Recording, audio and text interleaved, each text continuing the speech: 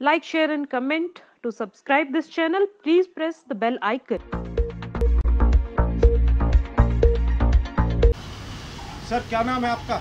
चिदानंद कश्यप, राष्ट्रीय महासचिव, अखिल भारतीय मनरेगा कर्मचारी महासंघ, नई दिल्ली। तो सर जैसे हम देख रहे काफ़ी दिनों से आप यहाँ जंतर मंतर पे चक्कर लगा रहे, किस चीज़ को लेके यहाँ चक्कर लगा रहे?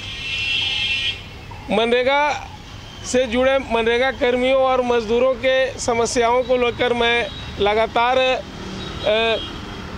सरकार के पास अपना बात रखने के लिए निरंतर प्रयासरत हूँ।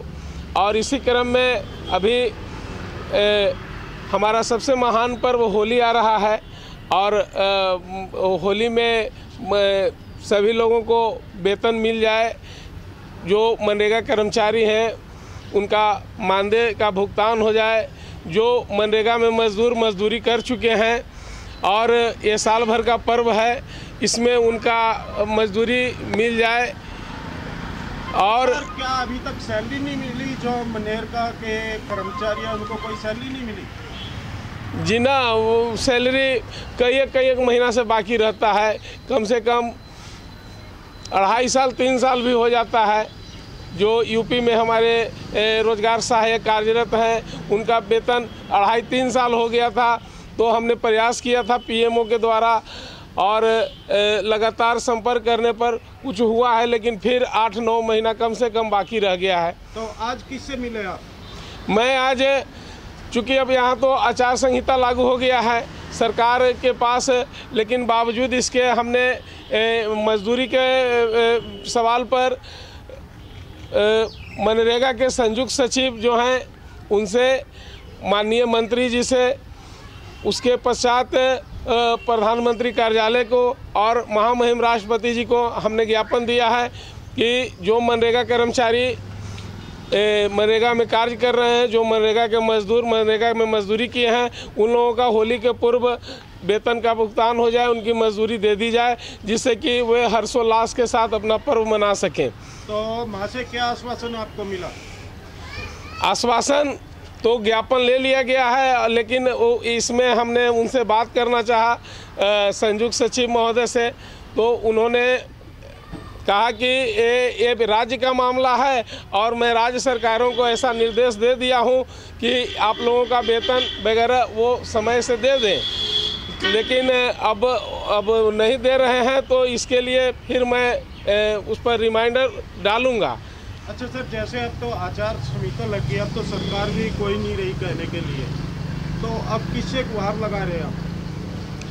सरकार नए काम नहीं कर सकती है, लेकिन जो पहले से हमारा जो मांग पत्र दिया हुआ था उस पर क्या कार्रवाई सरकार ने की, ये जानकारी लेने के लिए भी मैं ज्ञापन देने आया था। और यहाँ मैं पता करने आया था कि हम लोगों ने जो मांग पत्र पिछले 1 फरवरी को जो जंतर मंतर पर कार्यक्रम हुए थे उसमें जो हमने दिए थे, उस पर सरकार के द्वारा किन मांगों को स्वीकार किया गया है जो लोकसभा के पूर्व दिया जाएगा। तो कुछ उसका उत्तर मिला, जैसे कि आप इतने दिन से इस लड़ाई को लड़ रहे हो? इसके संदर्भ में मैंने संपर्क किया, लेकिन उसका कोई संतोषजनक जवाब हमको यहाँ से अभी तक नहीं मिल पाया है, जिसके कारण हमारे जो संघ के पदाधिकारी हैं और जो मनरेगा कर्मचारी हैं उन सबों में एक आक्रोश व्याप्त है और वे अपने आप को ठगा महसूस कर रहे हैं। तो सर जैसे अब चुनाव भी शुरू हो चुके, एक किस्म से आचार संहिता लगी, डेट भी फिक्स हो गई, तो कितने लोग होंगे इसमें मनरेगा में? मनरेगा में 2.5 लाख पंचायतों में कार्यरत हैं और 2.5 लाख लोग हैं। 2.5 लाख तो पंचायतों में हैं और कुल लगभग 5 लाख के आसपास हमारे पूरे मनरेगा कर्मचारी हैं जो मनरेगा के कार्यान्वयन को करते हैं। चुनाव आ रहे, उसमें आप किस पार्टी को वोट दोगे या कुछ और प्रयोग करोगे, जैसे नोटा का या किसी और का? ये तो बहुत ही विषम परिस्थिति सरकार के द्वारा हम लोगों के लिए बना दी गई है।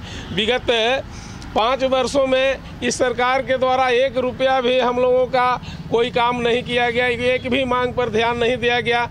सभी कर्मचारियों में इसके लिए बहुत ही रोष व्याप्त है और कांग्रेस के प्रति भी लोगों में एक रोष देखा जा रहा है। मैंने चुनाव के ऊपर आपसे पूछा कि आप किसके साथ जाओगे या किसी के साथ नहीं जाओगे। इसके संदर्भ में फिर बहुत जल्द ही होली के तुरंत बाद एक महासंघ की बैठक होगी दिल्ली में और इसमें तय किया जाएगा अगली रणनीति क्या होगी और हम किन्हें सपोर्ट करेंगे या नोटा का Like, share and comment. To subscribe this channel, please press the bell icon.